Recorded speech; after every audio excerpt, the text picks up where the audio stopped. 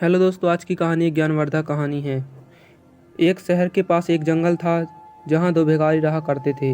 क्योंकि उनके पास रहने के लिए कोई घर नहीं था, इसलिए जंगल को ही उन्होंने अपना घर बना लिया था। किसी इंसानों के घर के पास रहने पर वो उन्हें वहाँ से हटा देते, इसलिए उन्होंने जानवरों के घर यानी कि जंगल में ही रहना मुनासिब समझा। स्वाभाविक रूप से वे दुश्मन की तरह एक दूसरे को देखते थे, क्योंकि वे एक ही पेशे में थे और दोनों में एक दूसरे से ज़्यादा भीख मांगने की स्पर्धा रहती थी।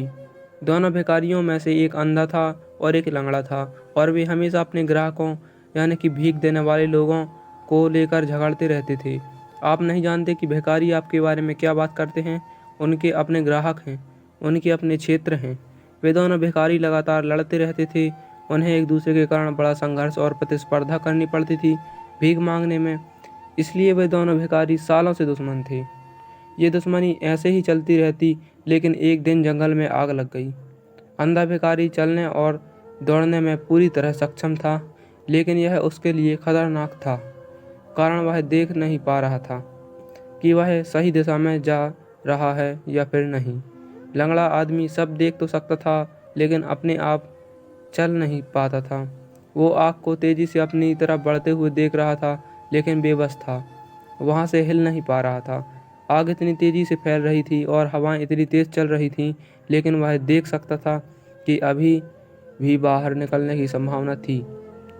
कुछ स्थान ऐसे थे जहां आग अभी तक नहीं पहुंची थी, लेकिन जल्द ही आग वहां पहुंच सकती थी। जल्द ही वे हर तरफ से आग से घिर जाएंगे। वे दोनों अपना सारा विरोध प्रतिस्पर्धा भूल गए। यह लड़ने का समय नहीं था, यह एक होने का समय था। और उस अंधे ने लंगड़े को अपने कंधे पर उठा लिया और वे एक शरीर की तरह काम करने लगे। अब उनकी आंखें थीं और उनके दोनों पैर भी थे।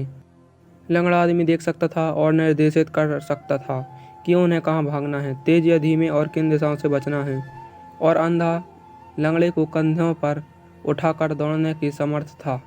वे बिना घायल हुए जंगल से बाहर आ गए। यह प्राचीन कहानी आपको आपके दिमाग और आपके दिल के बारे में है। आपका दिल देख सकता है लेकिन कह नहीं सकता।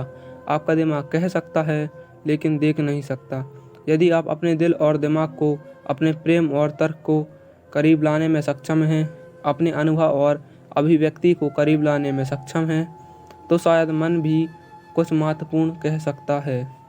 यह पूर्ण नहीं हो सकता, यह संपूर्ण अभिव्यक्ति नहीं हो सकता, लेकिन यह सही दिशा में एक संकेत हो सकता है।